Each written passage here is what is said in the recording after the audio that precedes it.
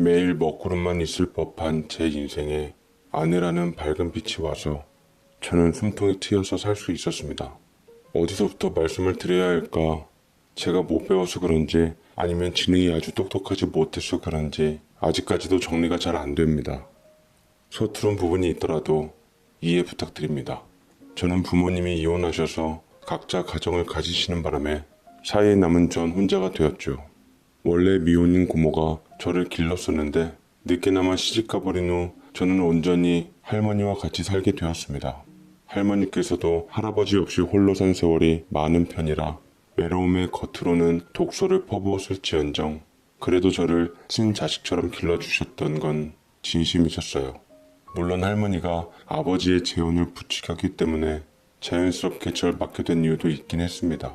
먼저 재혼한 엄마가 괘씸하셨던지 할머니는 아버지에게 동네 차만 아가씨를 매일 들이밀었어요. 이 병구가 결혼할 아가씨 한번 만나보거라.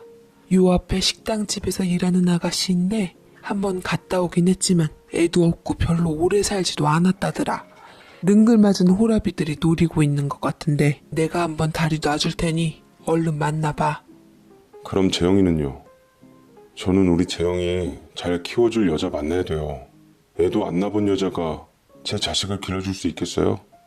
저는 좀 얼굴이 못나더라도 인심 좋고 푸근하고 맘씨 좋은 여자랑 결혼할 거예요.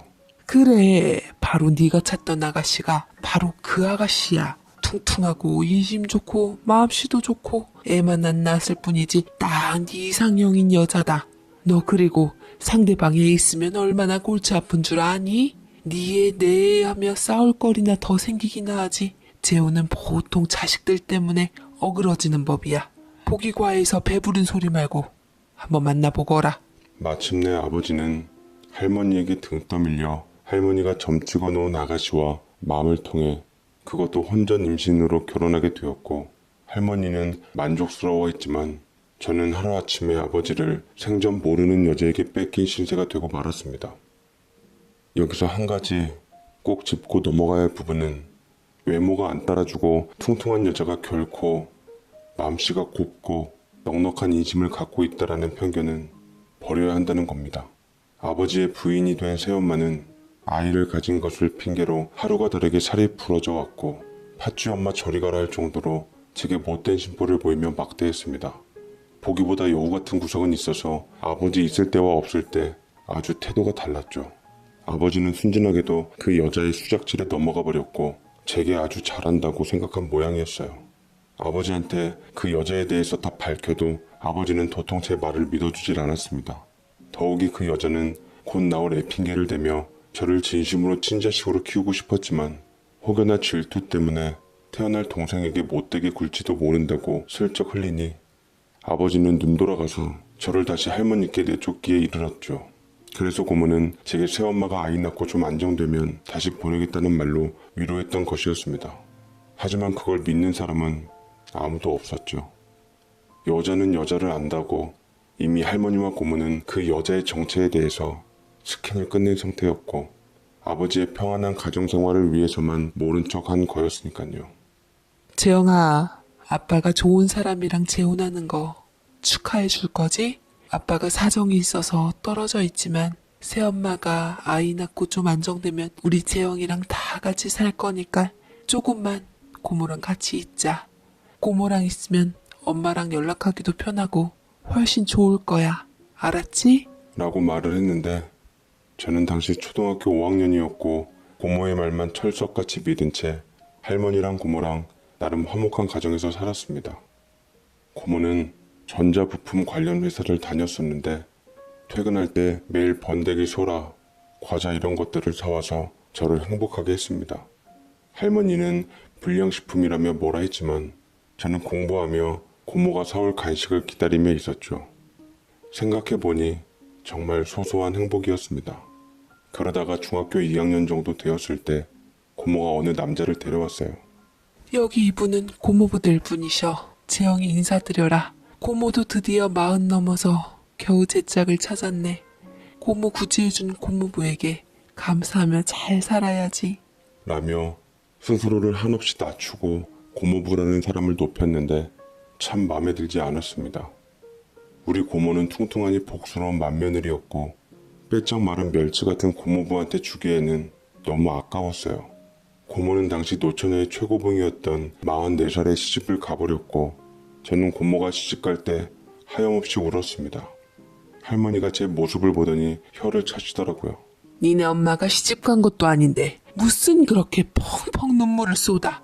정작 지 엄마가 시집갔을 때는 눈물 한 방울 안 흘리더니 어휴, 참 누구 운석기를 막으려고. 할머니는 툴툴거렸는데 그 말이 어찌나 서운하든지 저는 닭똥 같은 눈물을 뚝뚝 떨어뜨렸고 할머니는 사내 자식이 뭘 그리 질질 짜냐고 고모처럼 전혀 제 맘을 헤아리지 못한 채 연신 틱틱대셨습니다. 저는 그렇게 할머니와 같이 살았고 구박을 받은 건 아니었지만 좋은 대접도 받지 못한 채 컸어요. 할머니는 고모와 다르게 제게 전혀 살갑지 않았습니다. 저는 어찌됐건 누구랑 함께 살든 학생의 본분은 다하려고 노력했습니다. 질풍노도의 시기에 엇나가지도 않았고 공부를 잘하진 못했지만 열심히는 했습니다. 결국 어떻게 서울의 하위권 대학에 입학했는데 등록금 마련으로 인해 한 학기를 다니다가 휴학하고 이리저리 알바를 하며 돈을 벌기로 했습니다. 알바 생활은 생각보다 오래 이어졌고 남들 졸업하고 취직할 때까지 지속되었어요. 그래서 학교 졸업도 못하고 제적당해서 고졸로 남게 되었고 안 해본 일이 없을 정도로 억척스럽게 살게 되었습니다. 카센터 배달일, 택배일, 서비스직, 마침내 돌고 돌아온 건 백화점 주차장 알바였는데 교통정리를 하거나 발렛일을 하는 게 제 주된 일이었더랬죠. 이건 갑질하는 손님만 없으면 정말 괜찮았어요. 가끔 발렛하다가 팁을 받기도 할 때면 횡재한 날이었습니다. 하지만 갑질하는 손님을 만나면 정말 황당하고 기막힌 일들 천지였어요. 저는 그래도 나이가 있어서 능글스럽게 받아치며 잘 넘겼지만 일을 처음 하는 초급자들은 마음의 상처를 감당 못하고 고객과의 갈등으로 일을 그만두는 일도 빈번했습니다. 이 글을 빌어 말씀드리자면 정말 서비스 직원들한테 갑질하지 마세요. 한 푼 두 푼 모으려고 얼마 안 되는 시급 받아가며 일하고 있는데 손님이라고 무시하고 갑질하면 정말 힘들고 스트레스 받아 병납니다. 어쨌든 저는 특유의 넉살스러움으로 열심히 일하고 있는데 어느 비싸 보이는 외제차가 여성 전용 주차장으로 들어왔습니다. 선글라스를 쓰고 있는 그녀는 딱 봐도 40대 정도 혹여는 그 이상 돼 보이는 여성이었는데 국내에 몇 대 안 들여온 유명한 수입 외제차를 타고 온 것이었죠. 그런데 운전이 익숙하지 않았던지 몇 번이나 차를 뺐다 넣었다 하니 힘들어 보이더라고요. 그래서 제가 익숙하게 발렛을 해드리겠노라고 배려심 있는 서비스를 드렸더니 안에 있던 사모님이 창문을 내리며 우아한 목소리로 고마워요. 여기 백화점은 처음인데 참 친절하시네요. 키 여기 있어요. 라고 곱게 말씀을 하시고 내리는데 역시 진짜 있는 집 사람은 뭘 해도 우아하고 교양 있구나 하고 느꼈습니다.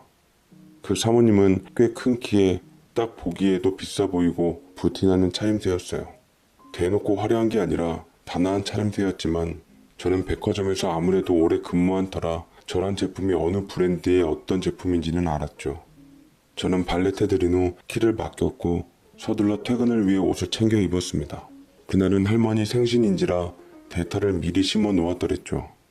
할머니는 곱게 피부 관리하시겠다고 제게 화장품을 요구한 통에 간만에 고모과랑 같이 해서 쓸만한 브랜드를 검색해서 찾아야만 했습니다. 직원 통로로 나가서 다시 입구 쪽으로 들어와 화장품을 사려는데 마침 제가 발렛을 해준 젊고 아름다운 사모님이 계셨어요. 비슷한 화장품을 사러 오셨는지 물건을 고르다가 먼저 저를 알아보시더라고요. 어머, 아까 발렛 해주신 분 맞죠? 여긴 퇴근 시간이 어떻게 돼요? 아, 제가 오늘 가족 생일이 있어서 다른 분 대타 쓰고 왔습니다. 아, 가족 생일이요. 그랬구나. 그럼 아까 제 대신 발렛 해준 감사의 의미로 제가 가족 생일분 선물들 좀 골라드릴까요? 그럼 감사드리죠. 제가 여자 화장품에 대해선 잘 몰라서요. 주름 완화 제품들 좀 추천해 주시면 좋을 것 같은데. 제가 미안함에 말끝을 흐리자 사모님은 미소를 지으시면서 화장품을 골라주시기 시작했습니다. 그런데 여자들 화장품은 무슨 종류가 그렇게 많은지 링클 케어 제품이라고 하면서 암튼 엄청 많더라고요. 그런데 제가 있던 곳이 수입 화장품 코너여서 그런지 링클 제품 세트를 사려 하니까 거의 돈 100만 원이 우습게 나가는 것이 아니겠습니까? 할머니랑 고모 것까지 사려면 거의 제 한 달 월급 육박하게 나가는데 이건 안 되겠다 싶더라고요. 저는 그나마 어디서 귀동냥에서 들은 아이크림을 개당 20만 원 좀 넘게 2개를 사려고 했는데 근데 그때 갑자기 그 사모님이 카드를 꺼내서 결제를 하는 것이 아니겠습니까? 그것도 2세트를 아무렇지도 않게 사며 제 손에 건네주는데 이게 무슨 과한 친절인가 싶었습니다. 이거 아까 절 도와준 은혜에 대한 보답이에요. 가져가서 선물 잘 해드리면 좋겠네요. 아무 말 말고 기쁘게 받아주면 저도 마음이 편하겠어요. 행여 제가 가타부타 미안함에 안 받을까 싶어 이런 지하에 선수를 치는데 저는 수백만 원 하는 화장품을 2세트 다 덥석 받고 그냥 입을 씻을 수가 없어서 제 연락처라도 남겨드렸습니다. 저 사모님, 만약 저희 백화점에 또 찾아주시면 제게 연락을 주세요. 미리 발렛 대기를 해놓고 기다리겠습니다. 제가 좀 촌스럽기도 하고 너무 감사해서 어떻게 표현을 해야 할지 몰라서요.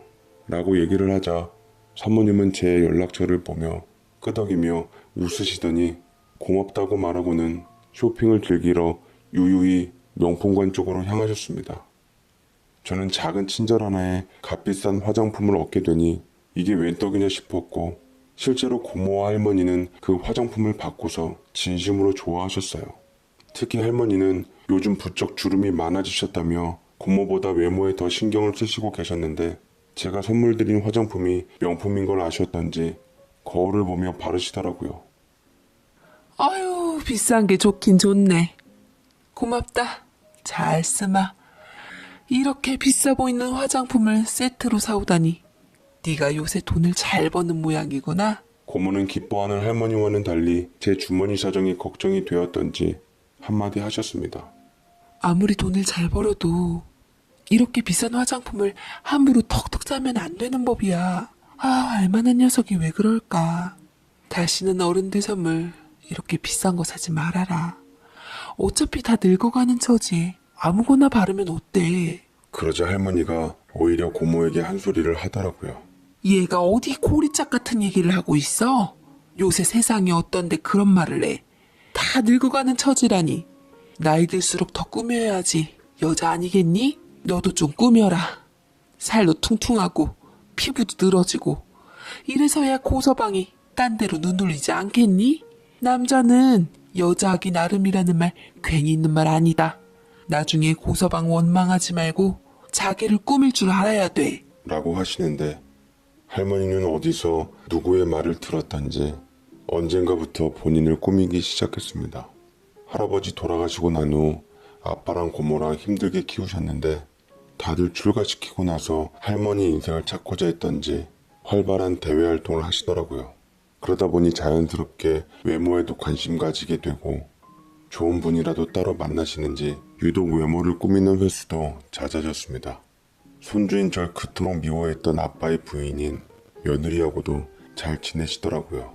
지금 생각해보면 새엄마와 할머니는 전생의 모녀지간이라고 해도 믿을 정도로 돈독한 사이를 과시했습니다.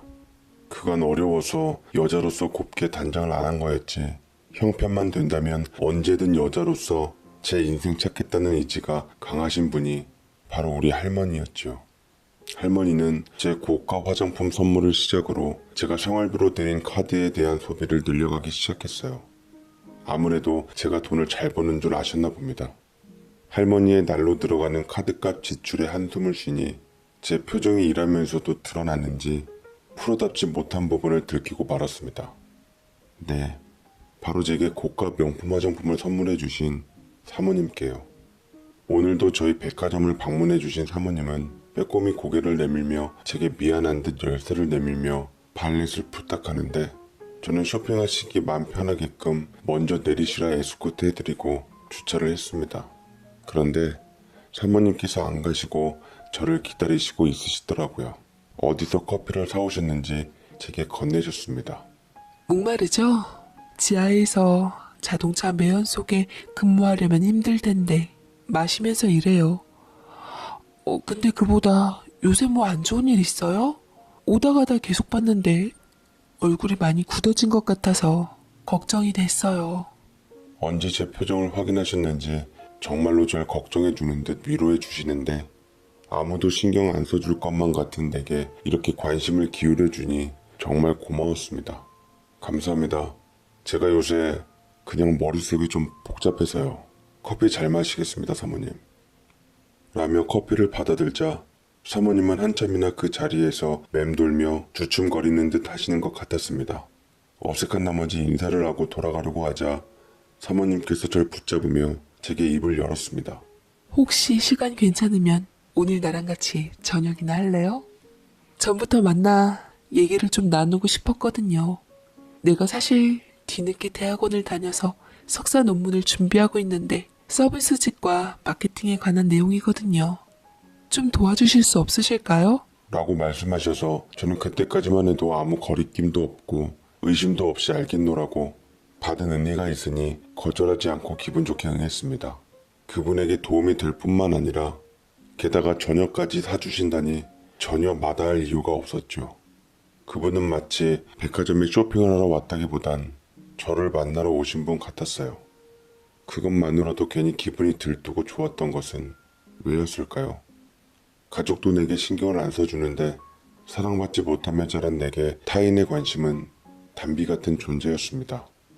어쨌거나 저는 퇴근 후 사모님과 함께 차에 동승하여 어느 양식집에서 내렸고 TV에서나 나왔던 유명 셰프가 운영하는 레스토랑에 처음으로 가게 되었습니다. 그럴싸한 외제차에서 내리고 사모님과 함께 가게 안을 들어가니 모든 사람이 제게 시선을 쏟는 것만 같았고 저는 묘한 승리감에 취해 어깨가 으쓱해져서 종업원이 안내해주는 뷰 좋은 자리에 앉았지요. 사모님을 잘 아는 분이신지 익숙한 듯 유명한 셰프가 나와서 고개 숙여 인사드리는데 저는 그 덕분에 정말 생전 구경도 못한 멋진 요리와 와인을 맛볼 수 있게 되었습니다. 사모님 석사 논문에 도움이 되려고 여러 가지 인터넷 자료와 이것저것들도 뽑아갔는데 사모님은 제 정성을 보시고 그저 웃으시고는 원래 하던 얘기와는 전혀 상관없는 본인의 이야기를 털어놓으시기 시작하시더라고요. 사실 내가 올해 47살인데 남편이 5년 전에 지병으로 눈을 감고 말았어요. 사이에 아이는 없었고요.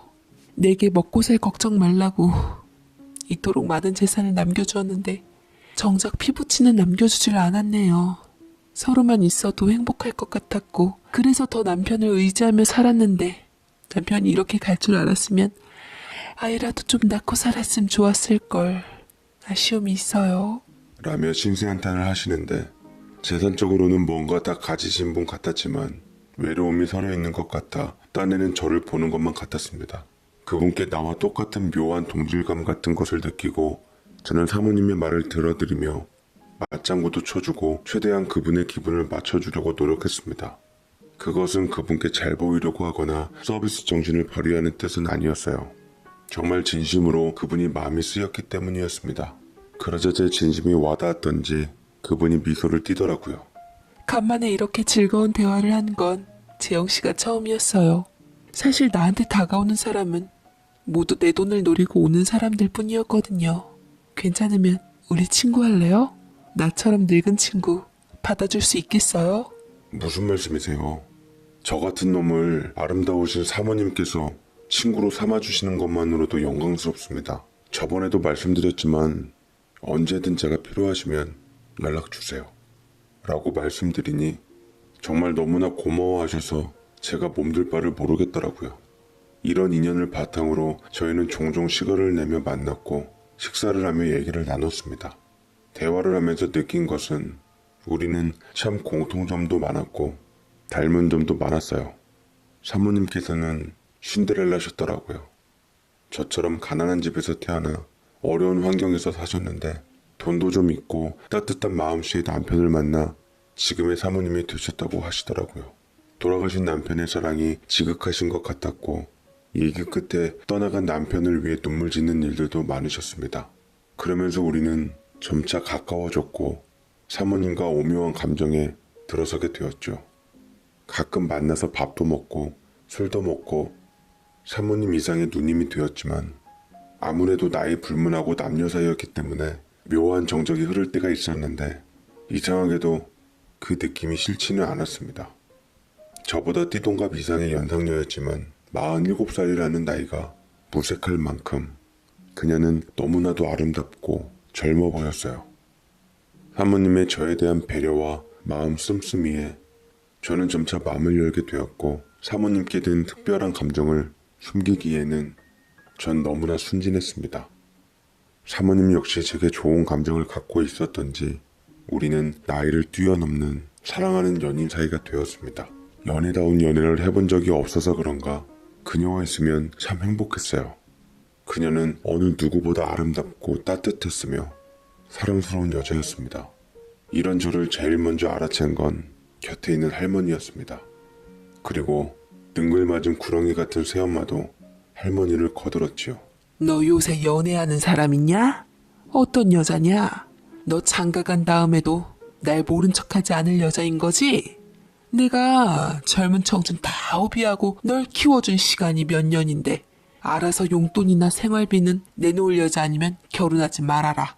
하나를 보면 열을 낳는 법인데 부모한테 잘해야지 너한테도 잘할 여자 아니겠니? 그래. 얘 부모님이고 조부모님이고 다들 잘 모셔야 하는 여자랑 결혼해야지. 나 봐라. 얼마나 우리 어머님께 잘하니. 그러니까 네 아빠가 나한테도 잘하는 거고.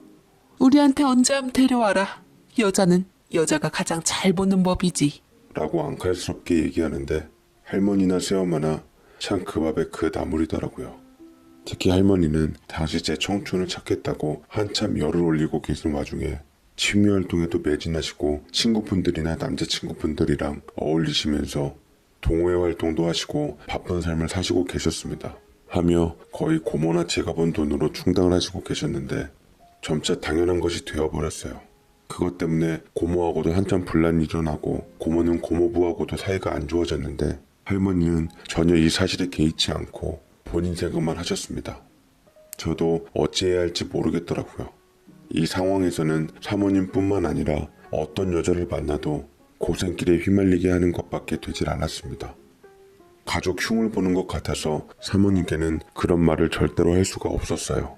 점차 카드빚도 들고 제 손에서 감당할 수 없는 금액들이 자꾸 불어나자 할머니께 그만 좀 하시면 안 되겠냐고 한마디 했다가 할머니는 한바탕 뒤집어 엎으시며 며칠 동안 단식 투정을 벌이셨고 제가 싹싹 빌고 겨우 화를 누그러뜨릴 수 있었습니다.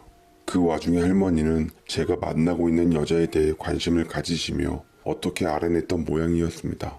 사모님께서 저를 바래다 주시고 가는 걸 보셨는지 제게 캐묻더군요. 나이가 좀 들은 여자이던데 돈이 꽤 많은 모양이더구나. 어느 집안 여자냐? 혹시 유부녀를 만나고 다니는 건 아니지? 요새 세상에 돈이 최고야. 나이 좀 많은 거 흠이긴 하지만 돈으로 얼마든지 커버 가능해.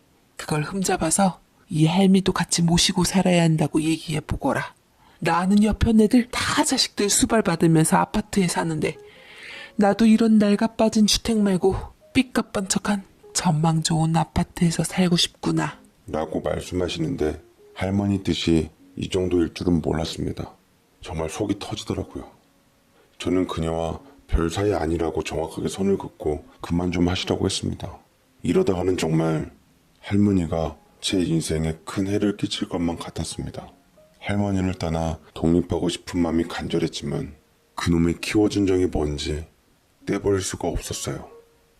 그러던 어느 날 그녀가 제게 연락이 와서 만나게 되었는데 곤욕스러운 얼굴로 입을 열며 눈물을 뚝뚝 떨어뜨렸습니다.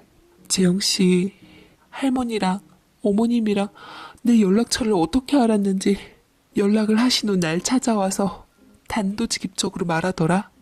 멀쩡한 총각 만나는데 거저 만나면 되겠냐고. 돈은 얼마나 있는지, 혼수는 얼마나 해올 수 있고, 집은 몇 평짜리를 가져올 건지 대놓고 말씀하시면서 윽박 지르시더라고. 당신이 평소 나에 대해 어떻게 얘기했길래 그러시는 건지 기가 막혔어. 물론 내가 자기보다 나이가 훨씬 많기는 하지만 나 여자로서 사람으로서 부끄러운 짓 한 적 없었는데 왜 내가 나보다 어린 사람을 사랑했다고 해서 이런 수모를 당해야 하는지 모르겠어. 나이 어린 게 그렇게 대단한 줄은 몰랐네. 우리 사이 아무래도 좀 생각해보는 게 맞는 것 같아. 라고 말을 하며 일어나는데 저는 그녀를 붙잡고 난 모르는 일이라며 미안하다고 제발 날 떠나지 말라고 나는 할머니와 전혀 무관하다고 했지만 그녀는 쉴 새 없이 통곡을 해대었습니다. 저는 저희 할머니가 쥐구멍이라도 숨고 싶을 심정으로 부끄럽고 창피하더라고요. 사랑하는 여자에게 너무 미안해서 그녀를 위로해 주었지만 정말 화가 많이 났는지 저를 뿌리치고 가버렸습니다. 할머니가 무서웠던지 그녀는 그 이후로 연락이 점차 뜸해져 갔어요. 안 보니 그녀가 너무나도 보고 싶어 저도 모르게 연락을 했지만 안 받기 일쑤였죠. 다시 돌아오는 회신도 없었습니다. 저는 점차 삶의 활력을 잃었고 우울한 날들을 보냈습니다. 저는 그녀와의 사이가 이렇게 된 모든 게 할머니 때문 같았어요. 할머니는 가책도 없으셨던지 제가 뭔가 분위기가 달라진 것을 금세 눈치채고는 제 엄마랑 짝짝꿍 치고 절 닥달하더라고요.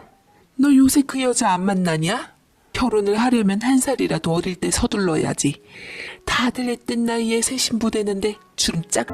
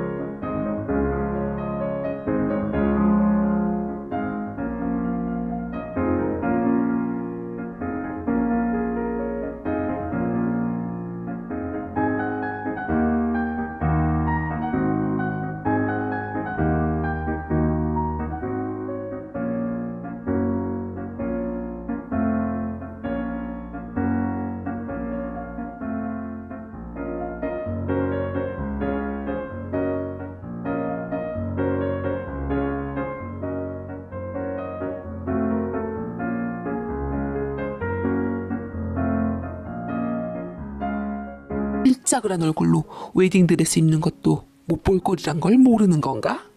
그러게 말이에요. 어휴, 얼굴도 성형을 얼마나 많이 했는지. 돈 많은 게 좋긴 좋더라고요.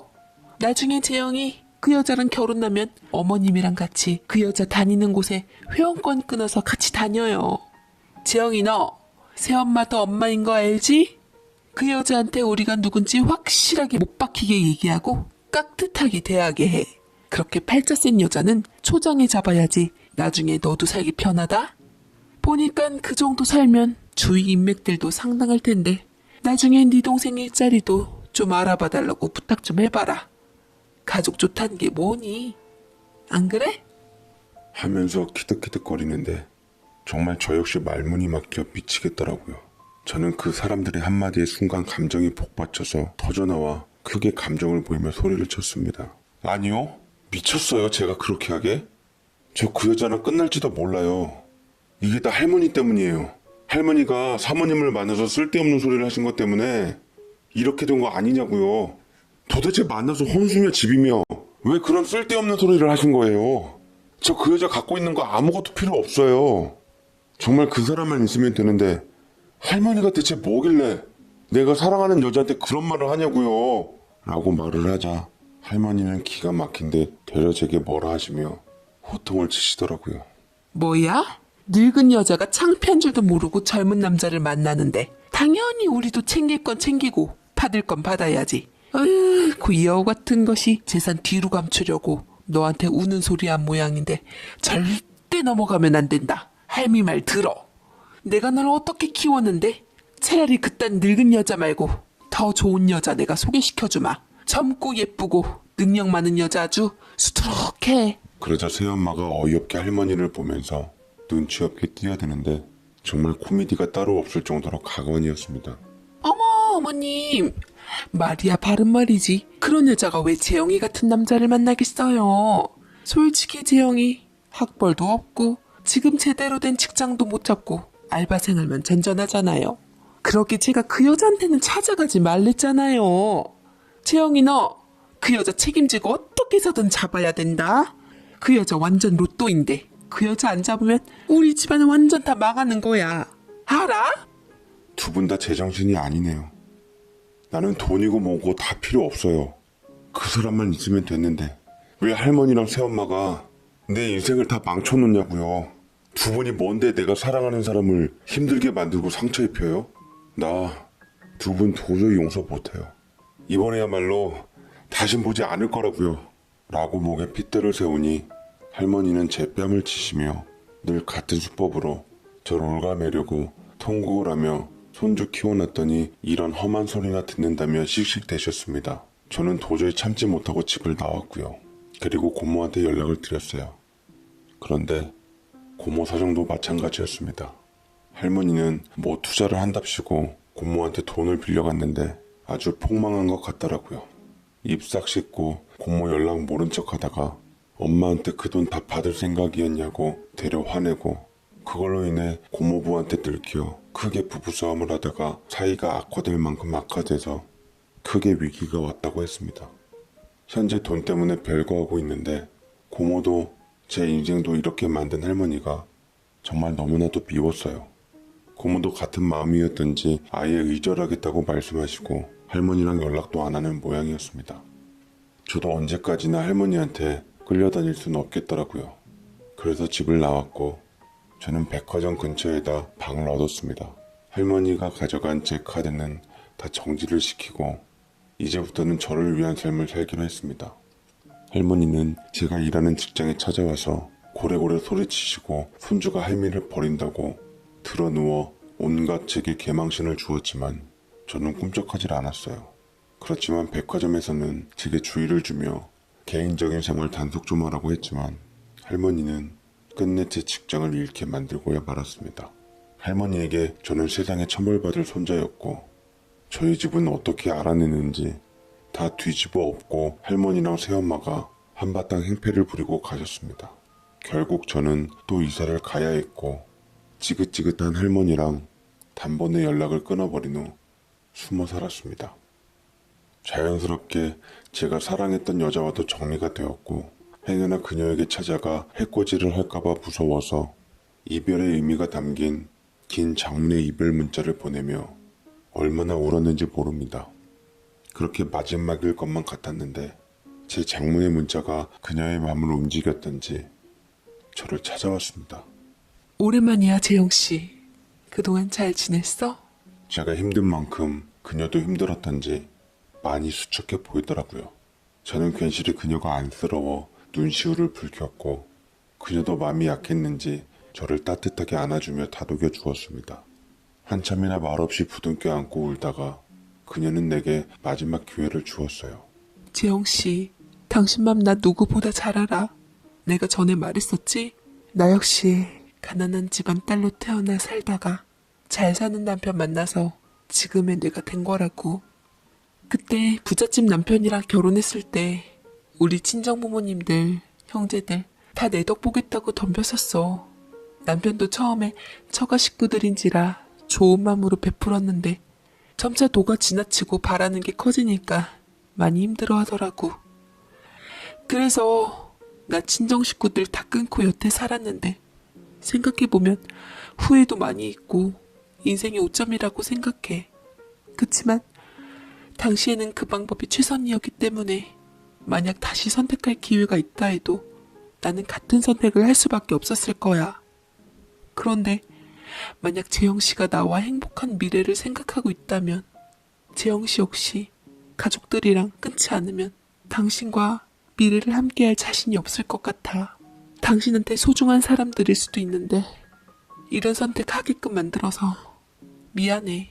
라고 말을 하는데 저는 한치의 망설임 없이 그녀를 이해하며 내 곁에 있어달라고 그녀의 뜻대로 다 해줄 테니 제발 버리지 말라고 매달리고 애원했습니다. 그만큼 전 그녀를 사랑하고 있었고 할머니와 새엄마라면 미운정 고운정 다 떨어진 상황에 망설일 이유도 전혀 없었더랬죠. 그리고 저는 그녀와 함께 미래를 약속하며 그녀의 집에 들어가 살다가 반년 정도 있다 단촐하게 지인들 모셔놓고 식사를 대접하는 걸로 결혼식을 대신한 후 혼인신고하고 살아가고 있습니다. 돌이켜보면 결혼식 날에도 분명 제 편이었던 고모만 초대드렸는데 어떻게 말이 나갔던지 할머니와 새엄마, 심지어 아빠까지 와서 저더러 그렇게 사는 거 아니라고 말하더라고요. 제 아내는 그럴 줄 알았다는 듯 미리 사람을 써서 그들을 물리쳐서 결혼식에 아무 지장이 없게 하고 그 후에도 저희 집을 몇 번이나 찾아와 경찰에 신고하기도 했습니다. 하지만 이제 제 아내가 된 그 사람이 워낙 단호하게 맘먹고 쳐버리니 그들도 결코 만만한 상대가 아니라는 것을 깨달았던지 설설 기면서 콩고물이라도 얻어먹으려고 애쓰며 가진 노력을 다했는데 이제 와서 토할 리 만무했죠. 그렇게 가족들과 의절하고 오직 고모만 챙긴 채 살아가고 있습니다. 저를 그런 늪에서 구해준 우리 아내에게 진심으로 고맙고 감사하며 저는 앞으로도 아내를 은인으로 여기며 살아갈 겁니다. 아내는 뒤늦게나마 더 늦기 전에 아이를 가지기 위해 현재 저와 산부인과를 다니며 행복한 꿈을 꾸고 있습니다. 아이가 찾아오든 안 찾아오든 저는 아내가 전부인 줄 알고 살아갈 거고요. 아내를 위해서 뭐든지 할 준비가 되어 있습니다. 혈연보다 더 중요한 가족은 사랑하는 아내, 혹여는 남편이라는 것을 새삼 깨닫게 되었습니다. 진흙탕에서 살아갔던 저를 빛으로 이끌어준 아내를 위해 사연을 보내봅니다.